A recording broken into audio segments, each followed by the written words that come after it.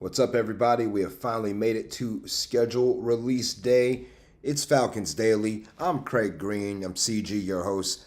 Thanks again for tuning in, guys. I appreciate everyone subscribing and tuning in and passing on the show to everybody you know. Again, it's Falcons Daily, everything you need to know about the Falcons, and we're here to bring it to you each and every single day right here on Falcons Daily, presented by Fan Arch. Guys, we have made it to schedule release day. It is tonight at 8 o'clock.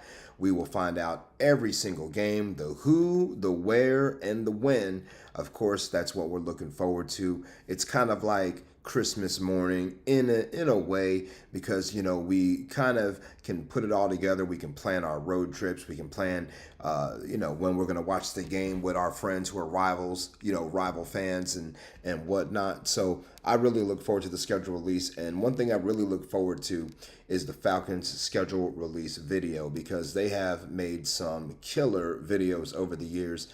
Who could forget, of course, the Game of Thrones theme from a couple of years ago, especially when it came time to introduce the Saints and the game at Mercedes-Benz. Who can remember, who doesn't remember the drum line, the Saints drum line player getting run over by the Ram, and here comes the referee coming out, waves it off, incomplete, perfect. I mean, just master troll job by the Falcons right there. And then, of course, Gridiron Heights, that video was, just tremendous, and, watching Sean Payton try to jam Taysom Hill into a key lock because he's he's a multifaceted player or whatever, just it was a work of art, Trolling the Saints is something I'm always down with, and I'm sure a lot of you are too. So again, 8 o'clock tonight, the Falcons will release a schedule release video, most likely. If you want to watch live coverage of it, of course, you can find it on places like NFL Network, ESPN. They're going to have schedule release shows. They'll be breaking down, game by game. Of course, they'll break down, I'm sure, the popular teams first, of course. I'm sure some of you have noticed, if you're scrolling on your social media, really not a whole lot of leaks for the Falcons in terms of schedule release. It's been pretty much Eagles, and because they're the hot thing right now, of course, since they won the Super Bowl. But anyway, we're really looking forward to that schedule release. I want to see exactly when we play the Saints, when that happens. I want to see. Again, we know one game so far, and that's the game in Berlin, Week 10 against the Colts. We talked about that the other day, and of course, we're looking forward to that.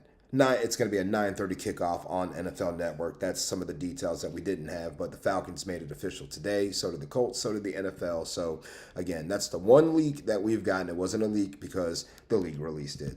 So guys, let's take a look here at who you think we're going to play first, in our home opener, or season opener, that is. Who do you want to play first, whether it's home or away? Again, I told you guys yesterday, I personally want to start the season with the Saints every year, and then I also want to see us play them on a holiday game or something like that. So I don't that's who I want to play first. You guys tell me in the comments who you want first.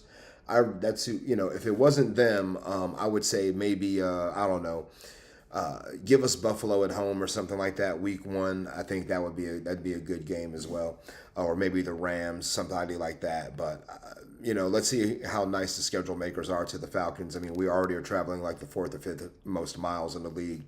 Our strength of schedule is somewhere middle of the road right now. Again, we finished 8 and 9, so we had a 3rd place schedule. We lost a tiebreaker to this. I think we lost a tiebreaker. No, actually, we did finish in 2nd place, if I'm not mistaken. So again, we have a 2nd place schedule, and we'll have to play some of those tougher teams out there. Washington is one of those teams, of course. We'll see them this year. But again, fill it in the comments who you want to play first. Would you rather be home or away first? I always like the Falcons to start off at home first. That's just my comfort level.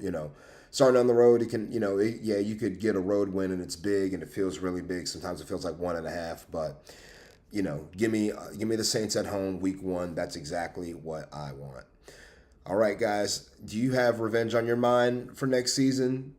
for some of these games. I mean, we had some bad taste on our mouth. Again, losing 20-17 in New Orleans, losing in overtime to Carolina, losing in overtime to Washington, and then, of course, don't know how else to say it, guys, getting our asses kicked in Minnesota by the Vikings, especially in the second half. I mean, first half, pretty decent game. Second half was just an abomination. But, do you have revenge on your mind? I would love to see the Falcons get, of course, we always want to see them beat the Saints. That goes without saying. But I would love to see the Falcons get that one back, not only against Washington for sure at home, but definitely at Minnesota again for the second year in a row. That's the one I've got my eye on. Kirk is not going to play most likely unless there's an injury or something like that. Hopefully not to Michael Penix, but I want to see us go back to Minnesota and try to right that wrong. I mean, yeah, they're a little bit more weakened at the quarterback position. I'm sure they're going to try to start J.J. McCarthy if he's ready to go. Sam Darnold is no longer in the building, so I don't think it's low-hanging fruit, but I think the Falcons will have a better opportunity this year around on the road to beat the Vikings this time and, again, get that bad taste out of not so much their mouth, but my mouth as a fan, because that game was really hard to watch. Guys, let's take a look at our last topic this week.